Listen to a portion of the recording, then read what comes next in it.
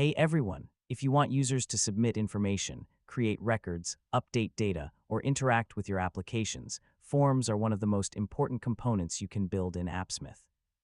In this video, I'll show you how to create forms in Appsmith from start to finish in 2026. First, sign in to your Appsmith account and open the application where you want to create the form. Validation helps ensure users provide complete and accurate information before submitting the form. For example, you may require certain fields, validate email addresses, enforce number ranges, or limit text length. After setting up the form fields, create a Submit button. This button will trigger the action that processes the submitted information. Now connect the form to a data source.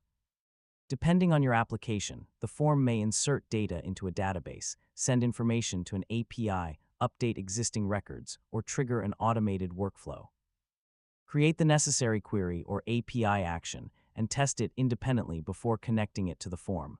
Once the query is working, configure the Submit button to execute the action when clicked.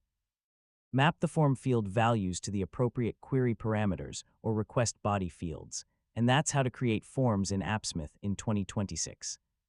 With well-designed forms, proper validation, and connected data sources, you can build powerful workflows that allow users to interact with your applications efficiently and reliably.